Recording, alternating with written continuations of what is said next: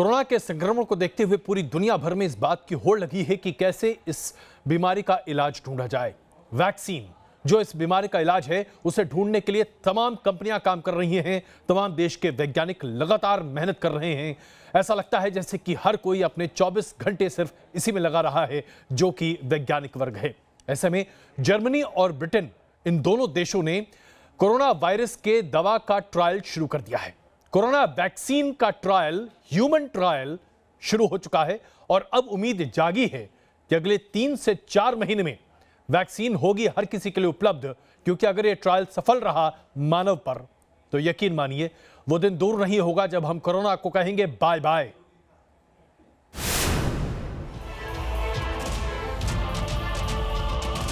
एक vaccine corona virus का काम तमाम कर सकती है। एक दवा दुनिया के करीब 4 अरब की आबादी को लॉकडाउन से निजात दिला सकती है। एक टीका दुनिया के 190 देशों में तालाबंदी की टेंशन खत्म कर सकता है। लेकिन कातिल वायरस की वैक्सीन अब तक तैयार नहीं है। कोहराम मचाते कोरोना के वैक्सीन पर दुनिया भर में रिसर्च हो रहा है। कोरोना से बचाने वाले टीके की खोज जारी है। इस बीच ब्रिटेन और जर्मनी से अच्छी खबर आई है। इन दोनों देशों ने कोरोना वैक्सीन का क्लिनिकल ट्रायल शुरू कर दिया है। बुधवार को German regulatory body PEI green lighted ने मानव वॉलंटियर्स पर पहला ट्रायल शुरू किया। वहीं ब्रिटेन में आज से इंसानों पर क्लिनिकल ट्रायल का आगाज हो गया। इस वक्त कोरोना वायरस के वैक्सीन को लेकर 150 अलग अलग रिसर्च प्रोजेक्ट जारी हैं। लेकिन जर्मनी और ब्रिटेन दुनिया के उन 5 देशों में शामिल हैं जिन्हें क्लिनिकल ट्रायल की इजाजत मिल चुकी है। ब्रिटेन का ऑक्सफोर्ड विश्वविद्यालय और इंपीरियल कॉलेज 510 लोगों और जर्मनी का फेडरल इंस्टीट्यूट 200 लोगों पर कोरोना के वैक्सीन का परीक्षण करेंगे। दोनों देशों में जिन लोगों पर इसका ट्रायल किया जा रहा है उन्हें 18 से 55 साल की अलग अलग कैटेगरी में रखा गया है। ट्रायल के दौरान वैक्सीन की अलग अलग किस्म को अलग अलग लोगों को देकर ये देखा जाएगा कि ये वायरस को खत्म करने में कितना कारगर है। इसके साथ ही बाद में इसके साइड इफेक्ट का भी अलग से परीक्षण किया जाएगा।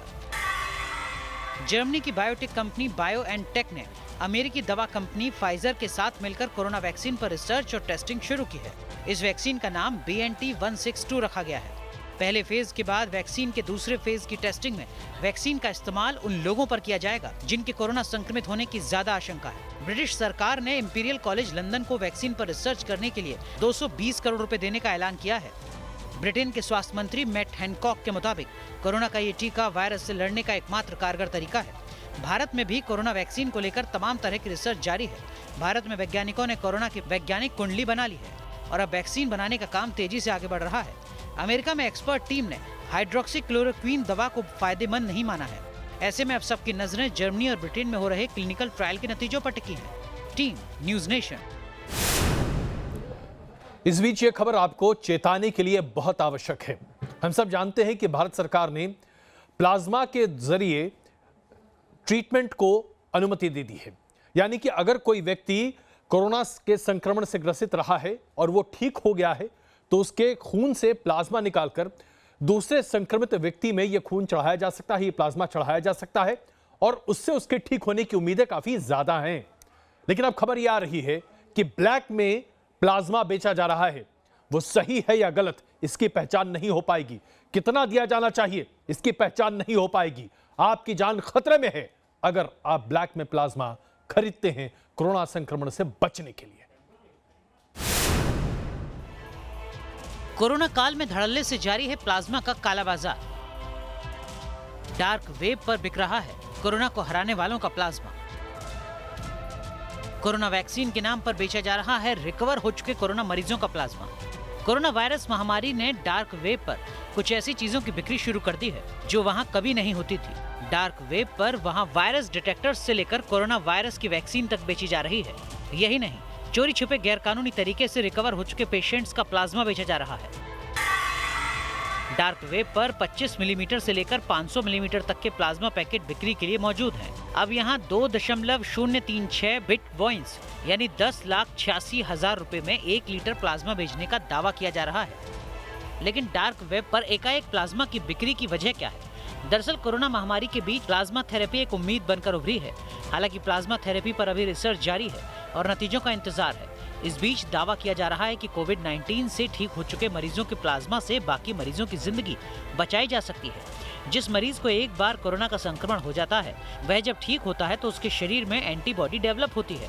यह एंटीबॉडी उसको ठीक होने में मदद करती है। ऐसा शख्स अगर रक्तदान करता है तो उसके खून में से प्लाज्मा निकाला जाता है और प्लाज्मा में मौजूद एंटीबॉडी जब किसी दूसरे मरीज में डाली जाती है तो बीमार मरीज में ये एंटीबॉडी पहुंच जाती है, जो उसे ठीक होने में मदद करती है।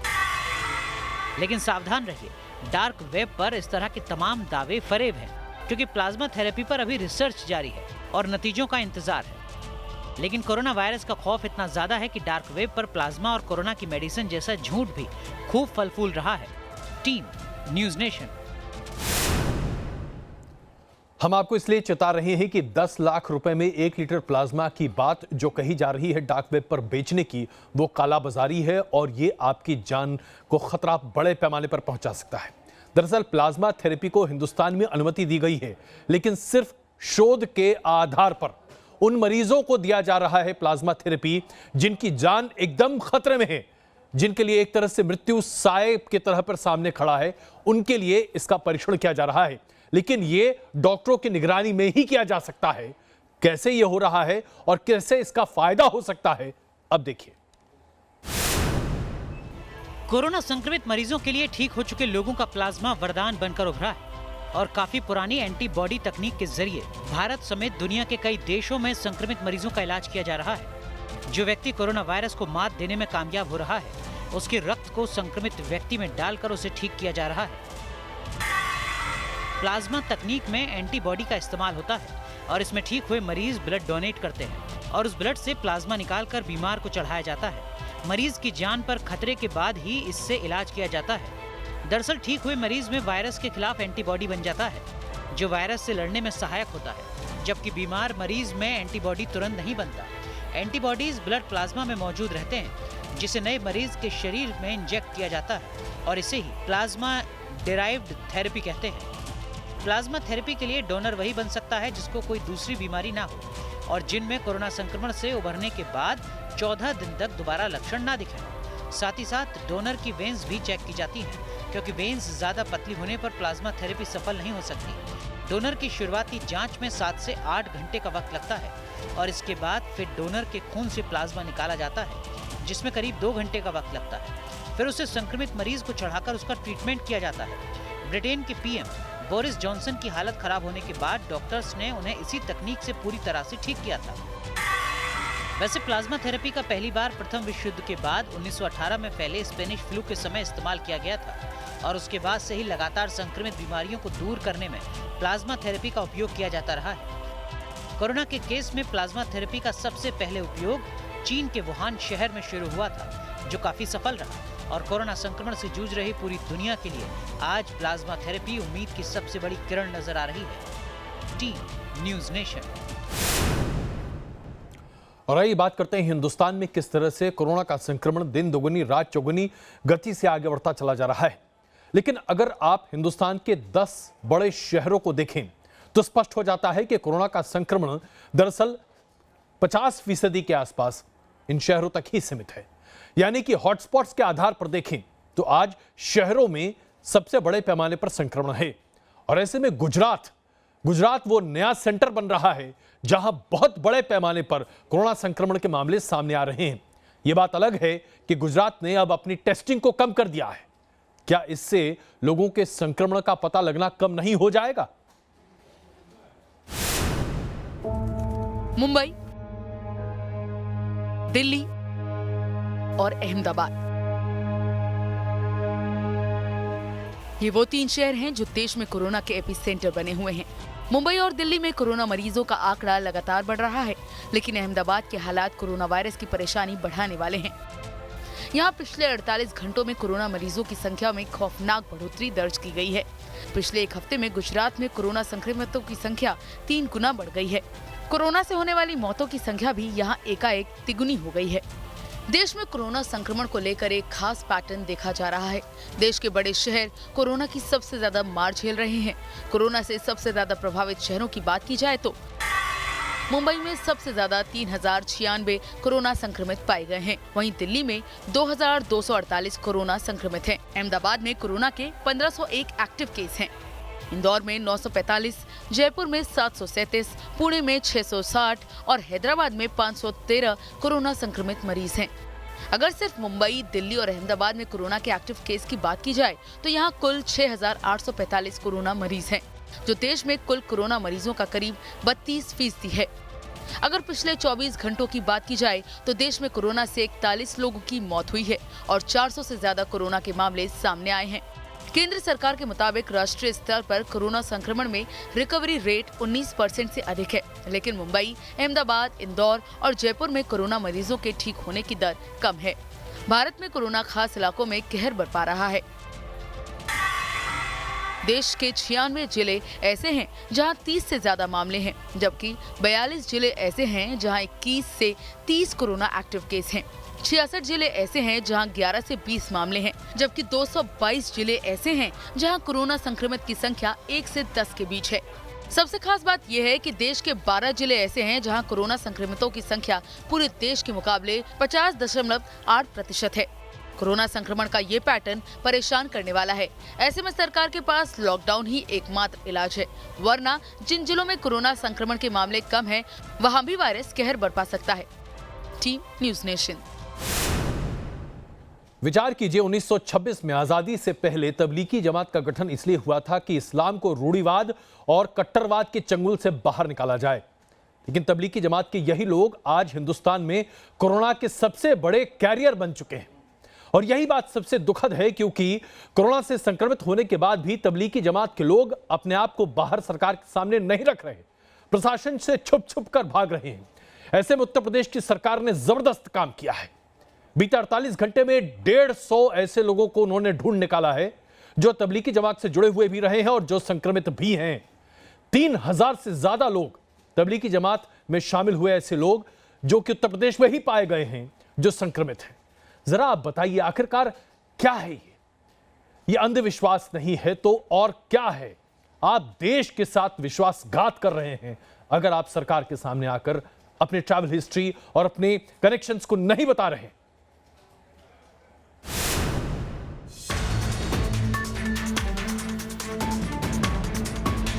देश एक तरफ कोरोना से जंग लड़ रहा है, वहीं तबलीग के जमाती मुश्किलें खड़ी करने से बाज नहीं आ रहे।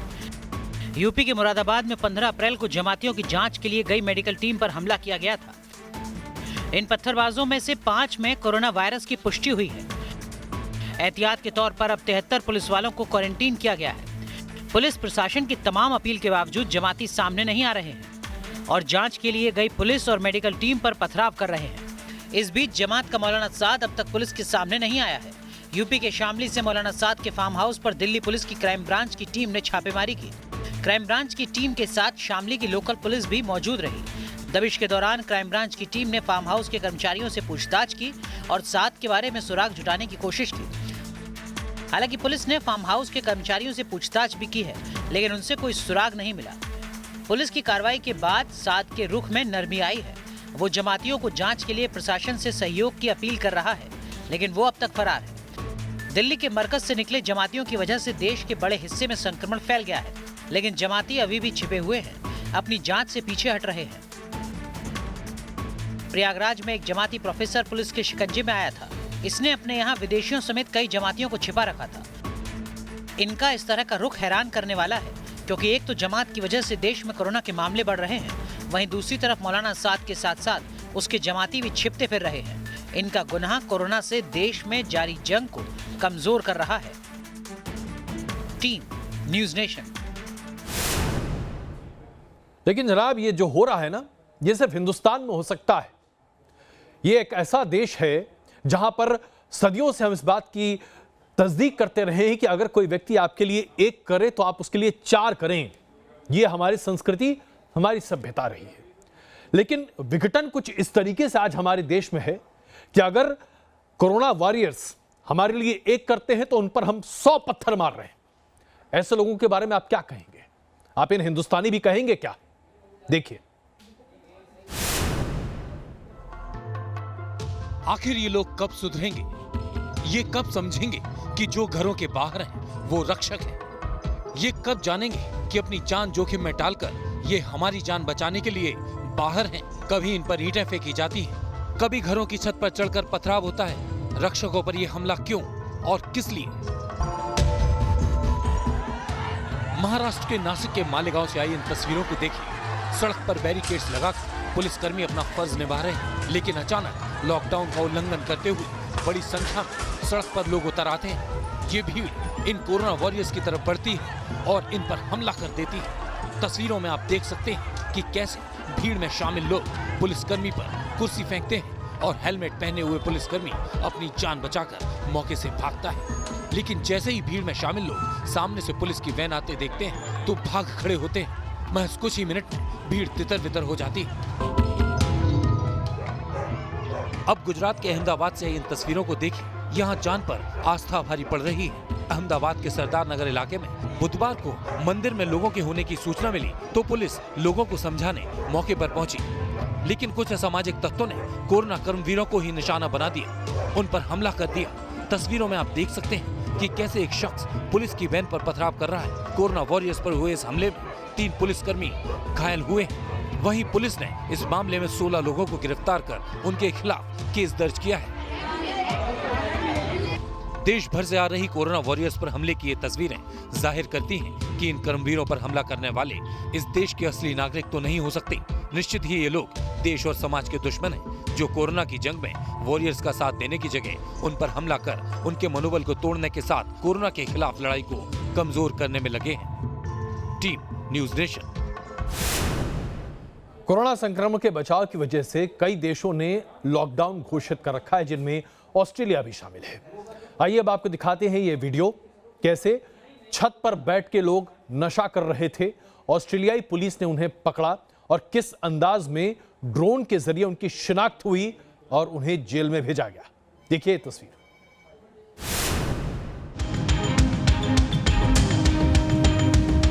कोरोना काल में इस वीडियो से ऑस्ट्रेलिया में हड़कंप मचा हुआ है। ऑस्ट्रेलिया के रूफटॉप ड्रिंकर्स के इस वीडियो की वजह से ऑस्ट्रेलिया में ट्विटर वॉर छिड़ गया है। ऑस्ट्रेलिया की इस वीडियो से पता चल रहा है कि कैसे कोरोना संक्रमण के दौर में ऑस्ट्रेलिया से लेकर अमेरिका तक लॉकडाउन तोड़ा जा रहा है। दरअसल रात का ये वीडियो ऑस्ट्रेलिया के क्वींसलैंड का है, जिसमें हुडी पहने हुए 3 लोग एक छत पर बैठकर ड्रिंक करते हुए नजर आ रहे हैं और कुछ देर बाद तीनों ही खड़े होकर वहां से सीढ़ी के जरिए नीचे उतर जाते हैं। लेकिन वीडियो में जितना दिख रहा है कहानी सिर्फ उतनी नहीं है, क्योंकि जैसे ही हुडी पहने 3 शख्स के एक छत पर बैठने की खबर मिली, इससे वहां हड़कंप मच गया था और इन्हें पकड़ने के लिए आसमान से लेकर जमीन तक सैकड़ों पुलिस बल की तैनाती करनी पड़ी थी। और गिरफ्तारी के बाद पता चला कि ये लोग लॉकडाउन तोड़ रहे थे। दरअसल ऑस्ट्रेलिया के क्वींसलैंड में जनवरी के आखिरी हफ्ते में ही लॉकडाउन लगा दिया गया था, जिसे 19 मई तक बढ़ाया जा चुका है और लॉकडाउन के दौरान वहां एक जगह पर 2 से ज्यादा लोग जमा नहीं हो सकते। लेकिन इसके बावजूद वीडियो में साफ दिख रहा है कि कैसे तीनों शख्स एक साथ बैठकर ड्रिंक कर रहे थे। जब से ये वीडियो जारी हुआ है उसके बाद से लोग इस पर तरह तरह की प्रतिक्रियाएं दे रहे हैं। कोई इसकी तुलना हिटलरशाही से कर रहा है तो कोई कह रहा है कि तीनों लोगों को पकड़ने के लिए पुलिस को हवा से लेकर जमीन तक अपना जाल बिछाना पड़ा। लेकिन इस वीडियो से ये साफ है कि किस तरह अमेरिका से लेकर ऑस्ट्रेलिया तक लॉकडाउन तोड़ा जा रहा है, क्योंकि लाखों लोगों को अपनी चपेट में लेने वाला कोरोना वायरस ऑस्ट्रेलिया में भी करीब 6700 लोगों पर अटैक कर चुका है। और अगर लॉकडाउन का सख्ती से पालन नहीं किया गया तो फिर वहां भी जहरीले वायरस का विकराल रूप देखने को मिल सकता है। Team news nation. कोरोना के संक्रमण से लगातार पूरी दुनिया जूझ रही है, लेकिन संयुक्त राष्ट्र के मुताबिक एक और बहुत बड़ा मसला है जो पूरी दुनिया के सामने है। दरअसल कोरोना के संक्रमण की वजह से 190 देश प्रभावित हैं और इन सभी देशों में कृषि क्षेत्र सबसे ज्यादा प्रभावित है। फसलें लगी हुई हैं, काटने वाले लोग नहीं हैं, या फिर फसलों की तैयारी करनी है, जमीन तैयार करना है, मजदूर नहीं है। ऐसी स्थिति में जब अन्न का उत्पाद होगा ही नहीं तो जरा सोचिए खाना कहां से आएगा। बहुत बड़ा अकाल पूरी दुनिया के सामने मुंबाई खड़ा है और अगर यह हो गया तो जरा सोचिए, एक तरफ कोरोना के संक्रमण से लोग मरेंगे और दूसरी तरफ भूख से, क्योंकि अकाल पूरी दुनिया को अपनी चपेट में ले लेगा। किलर कोरोना पूरी दुनिया में कोहराम मचा रहा है। कोरोना के वैश्विक अटैक से हर देश त्राहिमाम कर रहा है, लेकिन कोरोना सिर्फ वायरस के जरिए इंसान को बीमार नहीं कर रहा, बल्कि ये जहरीला वायरस दुनिया को उस महासंकट की ओर भी धकेलता जा रहा है जिससे दुनिया में हर तरफ भुखमरी का संकट मंडराने वाला है। संयुक्त राष्ट्र के मुताबिक कोरोना महामारी की वजह से कई देशों में अकाल का खतरा है। वहीं विश्व खाद्य कार्यक्रम WFP के प्रमुख डेविड बेस्ले ने कहा है कि 30 से ज्यादा देशों में अकाल रोकने के लिए फौरन जरूरी कदम उठाने चाहिए, क्योंकि कोरोना महामारी के इस संकट की वजह से करीब 26.5 करोड़ लोग भुखमरी की कगार पर होंगे। वहीं करीब 3 करोड़ लोग भूख से अपनी जान गंवा सकते हैं। दरअसल कोरोना वायरस की वजह से हर देश लॉकडाउन मोड में पहुंच चुका है, जिससे दुनिया के कई देशों की अर्थव्यवस्था पर बुरा असर भी पड़ा है। फैक्ट्रियों में ताला लग चुका है, प्रोडक्शन पूरी तरह से बंद हो चुका है और प्रोडक्शन नहीं होने की वजह से दुनिया के कई देशों में खाद्य पदार्थों का संकट पैदा हो सकता है। और रिपोर्ट के मुताबिक दुनिया भर में भूख से पीड़ितों की संख्या 25 करोड़ से भी ज्यादा हो सकती है, क्योंकि दक्षिण एशिया का कई हिस्सा पहले से ही सूखे की समस्या से जूझ रहा है और कोरोना महामारी ने इस समस्या को और भी ज्यादा गंभीर बना दिया है। ऐसे में हर देश को अभी से इस संकट से निपटने के बारे में सोचना होगा। Team news nation. अभी तक हम ये मान रहे थे कि कोरोना का संक्रमण जो मानव में है वो जानवरों में नहीं जा पा रहा। जानवर से आया जरूर मानव तक, लेकिन मानव से जानवरों में यह संक्रमण नहीं जा रहा। फिर खबर आई कि न्यूयॉर्क के एक जू में, एक चिड़ियाघर में एक बाघ को इसका संक्रमण हो गया। कहा गया कि मानव से यह संक्रमण बाघ तक पहुंच गया है, लेकिन जनाब अब तो हद ही हो गई है। बाघ क्या, अब तो शेर तक भी यह संक्रमण पहुंच चुका है।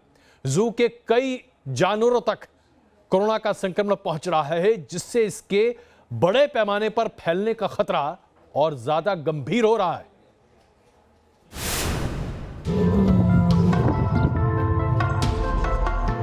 न्यूयॉर्क में कहर बरपा रहा कोरोना वायरस इंसानों ही नहीं बल्कि बेजुबानों के लिए भी मुसीबत बन रहा है।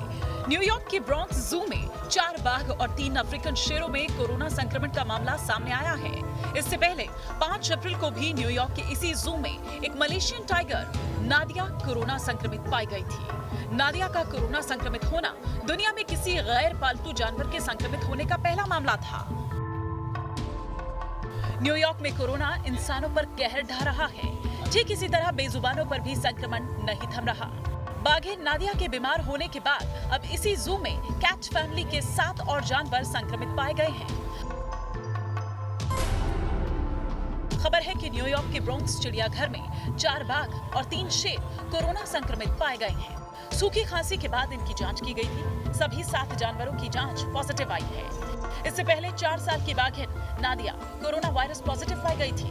नादिया के साथ 3 दूसरे बाघों को सूखी खांसी आने के बाद टेस्ट किया गया था। इस जांच में नादिया को कोरोना पॉजिटिव पाया गया। ऐसे में सवाल उठता है कि क्या जानवर भी कोरोना वायरस की चपेट में आ सकते हैं? ब्रोंक्स जू में ये माना जा रहा है कि जू के किसी कर्मचारी से संक्रमण फैला हो। इस जू को मार्च से ही बंद कर दिया गया था। ये बताया जा रहा है कि 27 मार्च को पहली बार टाइगर के अंदर बीमारी के लक्षण दिखाई दिए थे। जानवरों में कोरोना के मामले को देखते हुए भारत में चिड़ियाघर को अलर्ट कर दिया गया है। भारतीय केंद्रीय चिड़ियाघर प्राधिकरण ने बयान जारी करते हुए कहा है, देश भर के चिड़ियाघरों को सलाह दी जाती है कि वो जानवरों में किसी भी लक्षण या असामान्य व्यवहार के लिए सीसीटीवी के जरिए निगरानी करें और न्यूयॉर्क के ब्रोंक्स जू में बाघिन को हुए कोरोना वायरस संक्रमण के मद्देनजर हाई अलर्ट पर रहें। कुछ दिन पहले बेल्जियम में एक पालतू बिल्ली के कोरोना वायरस से संक्रमित होने की खबर आई थी। ये बताया गया कि बिल्ली में वायरस का संक्रमण उसकी अपनी ही मालकिन से हुआ है। इसके पहले हांगकांग में 2 कुत्तों को कोरोना वायरस से संक्रमित पाया गया था। ये कुत्ता 60 साल की एक महिला का था। महिला को भी संक्रमण में पॉजिटिव पाया गया था। हालांकि अब तक ये साफ नहीं हो पाया है कि पालतू जानवरों से इंसानों में कोरोना के फैलने का खतरा है। Team news nation. इस तरह से लोग अपनी बातों को सामने रख रहे हैं। छोटा बच्चा एक था जिसके सामने ये भी कहा गया कि भाई आप चलो मॉल पे चलते हैं या बाहर चलते हैं। बच्चे ने साफ मना कर दिया, मोदी अंकल ने कहा है घर के बाहर मत निकलना। ऐसे में अगर कोई कोरोना के लॉकडाउन को तोड़ता है तो जनाब आप वाकई में देश के साथ विश्वासघात कर रहे हैं। एक और बड़ी खबर, पालघर साधुओं की लिंचिंग के मामले में नए खुलासे आ रहे हैं। संतों को बचाने की कोशिश करने वाली महिला सरपंच ने बताया है कि अब उसकी जान को खतरा है। गौर करने वाली बात यह है कि इस इलाके में वामपंथ दलों का प्रभुत्व काफी ज्यादा है और भारतीय जनता पार्टी इसके खिलाफ जोरदार मुहिम छेड़े हुए। क्या पालघर में संतों की हत्या सोची समझी साजिश है? क्या सियासी साजिश के तहत हुई संतों की हत्या या फिर धर्मांतरण कराने वाली मिशनरियों ने मरवाया? आखिर पालघर के लोग नरभक्षी क्यों बन गए? लोग साधुओं को बेरहमी से मारते रहे और पुलिस क्यों कुछ नहीं कर पाई? पालघर के गढ़चिचल्ले गांव में हुई संतों की हत्या के बाद से लगातार ये सवाल उठ रहे हैं।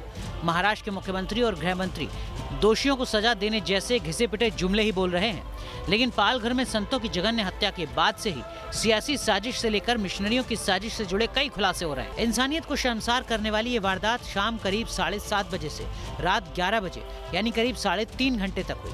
उस वक्त मौका वारदात पर मौजूद बीजेपी की महिला सरपंच ने संतों को बचाने की कोशिश की थी, लेकिन भीड़ ने उल्टे उनको ही निशाना बनाने की कोशिश की। आणि सगळी पब्लिक बोलत होती त्याच्यात काय घर सरपंच बाईला पण मारायचे, सरपंच बाईला मारायचे, तिचे पण घर तोडायचे फोडायचे आणि माझे पण जीवाला धोका आहे, माझं पण कमी जास्ती झाला। मी आता बोलते आणि संध्याकाळपर्यंत काय होईल माझं ते जिम्मेदारी कोण घेईल माझी? एवढी मला धमकी आहे, माझी जीवाला धाकधूक आहे, एवढी भीती आहे काय? आता बोलते तरी पण संध्याकाळपर्यंत कोण तोडफोड करून मारून जाईल ते पण मला पण सांगता येत नाही, मी पण काही सांगत नाही, एवढी मला धमकी आहे मारायची। वहीं आरोप है कि एनसीपी के जिला परिषद सदस्य काशीनाथ चौधरी आए तो भीड़ और भड़क गई। कातिल भीड़ में शामिल लोग ताली और सीटी बजाकर हमला करने लगे।